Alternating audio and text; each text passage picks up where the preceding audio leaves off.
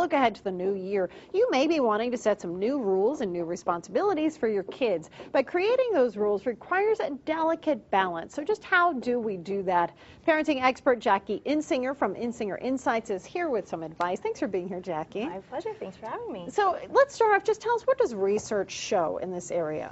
Well, research is pretty fascinating when it comes to childhood responsibility. There are some incredible studies that show really strong correlations between childhood chores and later success in life. For example, a study out of University of Minnesota showed that kids as young as 3 years old who engage in household tasks showed it was the greatest predictor tied to success in your 20s.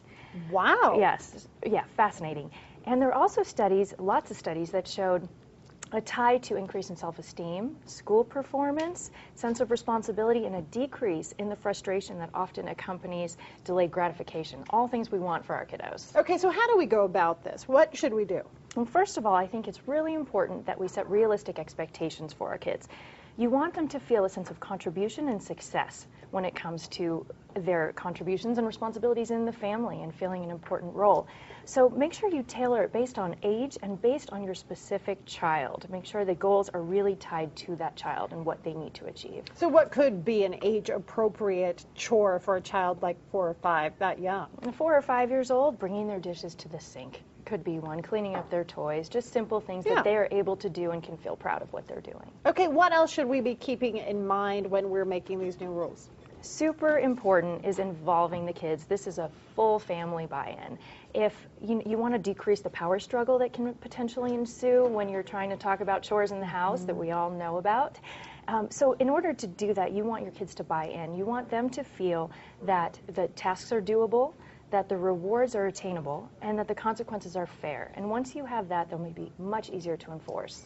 And sometimes this can become a bit of a struggle. So what would you emphasize as far as tone?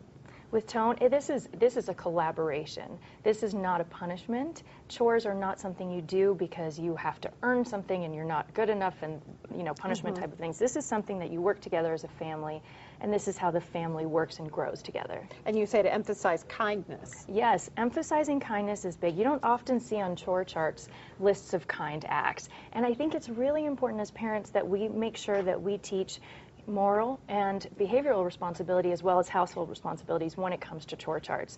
So having those reminders and accountability when it comes to kind acts is really important to start young. So you mentioned chore charts. Is that important to keep track? Absolutely. You need to be able to keep track of this in order for it to work. So there are different ways to do that, again, depending on the child, whether you want to make a big art project and hang it up and so they can be proud of it and be invested in it. Older kids might want to print out a template and hang it in their room, or you can get some great apps like Chore Monster or iReward Chart, which are great, fun, interactive if you don't feel like you need to be seeing it all the time. Again, depends on the child. Well, of course, this time of year we're all gung-ho. We have all these great ideas as parents, but it's hard to keep up sometimes. You know, the weeks get long and busy, but how important is that to be consistent? Consistency is key, and yes, Kim, it is the hardest part. We all know it, but it is so hard to do. So make sure that you set yourself up for success. I always talk about setting your child up for success, but you need to set yourself up. So keep it predictable, keep it clear, keep it clean, keep it simple. And by having your kids have buy-in and help you come up with what they agree to, it'll really help you be able to enforce it because everybody's on board. Okay, these are great tips. Thanks so much for coming in this morning. We appreciate it. And for more information, you can check out our website. We have great parenting advice in the on-air section.